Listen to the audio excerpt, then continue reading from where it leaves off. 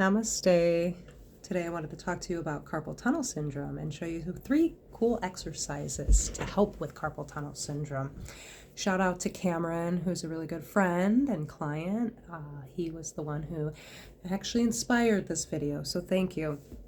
Carpal tunnel syndrome can happen with a lot of things, especially the things we do today, nowadays, as on our phones, our computers, gripping the steering wheel, where we tense up a lot. And if we live in a stressful world as we are right now, it can create that extra tension onto your arms and your wrists. So carpal tunnel syndrome, the tunnel, why they call it the tunnel is that there's this little tunnel area in your wrist. You can almost feel it. It's where the tendon meets the arm, or connects with the arm and the heel of the hand.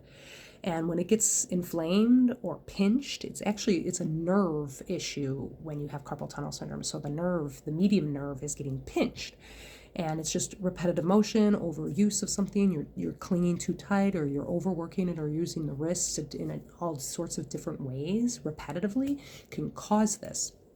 And a lot of people resort to surgery for it, which is good, but it's also preventative by doing these exercises. So if you hang out with me and I can show you these and you do them with me, and I'd say maybe once or twice a day, if you can remember to do it. I always like to, a good rule of thumb is to do it in the mornings upon waking up, and then when you're in your bed again at night, do it before you go to sleep, and especially do it when you feel it, when it's inflamed or it's really starting to hurt you. It's a really good time to do it. Make that your check engine light, so to speak. So with that being said, let's start in a nice comfortable seat, sitting up nice and tall, and let's get grounded first before we start these exercises. So closing your eyes down and just checking in with the breath, noticing the rise and fall of the belly and the chest as you do this. Nice. Notice the seat beneath you and the tactile sensations of the back of your hands on your lap, maybe the clothes on your skin.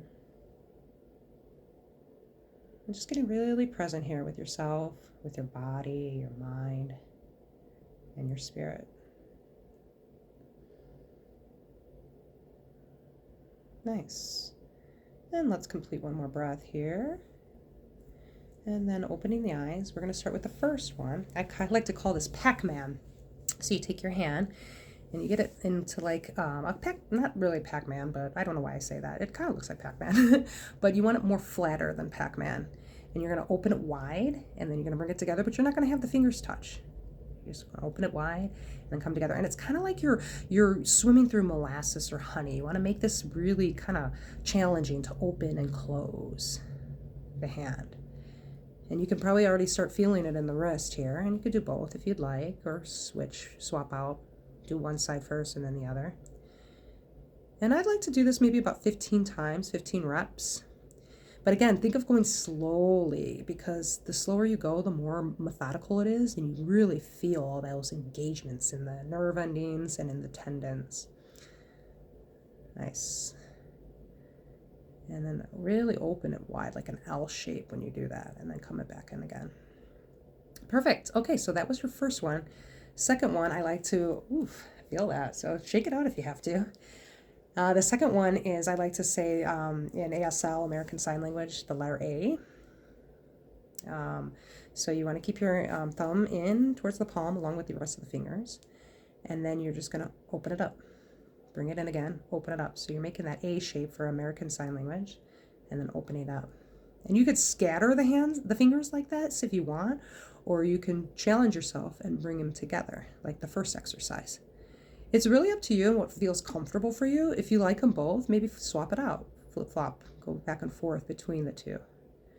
But I want you to try to challenge yourself. So the next time you come into the palms, really pull them in. But you're not quite touching the palms. You're just bringing the fingers really close together, and then out again. Woof. And I'm sure you're feeling that. I'm feeling it too in the wrists. Again, you could do both hands at the same time, simultaneously, or swap them out. Nice. Again, 15 rounds is always a nice number. Nice. And then, shake it out. And then the third one This is kind of a tricky one, so bear with me. So you want your thumb in towards your hand. So you're opening it up, and then your thumb is going to come in towards your hand, your palm rather, as your fingers go out. So it's like this. I don't know if that makes sense. So you're kind of like wrapping the finger almost around the thumb, but you're not curling the fingers. You're keeping the fingers straight. The thumb curls into the palms, but the finger stays straight. And then you open it up again. And then again, you can have the fingers spread wide as you open them up, or you can have them together. It's a little harder. But when you challenge yourself like that, you really get into those tendons and it feels amazing. And if you're inflamed, you probably really feel it, and it might hurt a little bit. So I would back off, maybe only do like 5 to 7 reps if you're really hurting. Perfect. And then this is what the other side looks like. Definitely a lot of mind thinking here too with this. It's not just physical, it's mental exercise as well. And then if you get better, you could go faster with it. That feels good too. Whew, and then shake that out. Nice. And this is such a good exercise to do like when you're standing in line, when you're waiting in the car at a stoplight. I do these all the time where I just, back and forth, and then these guys, and then these guys, and then go back again and reverse it. Play a game, make it fun. And notice the more you do it, how much better you feel from it. And I do this all the time. Of course, I'm with my hands as being a massage therapist. So it does wonders for me. So I hope it does wonders for you. Thank you for joining me, and I hope to see you again soon. All right. Namaste.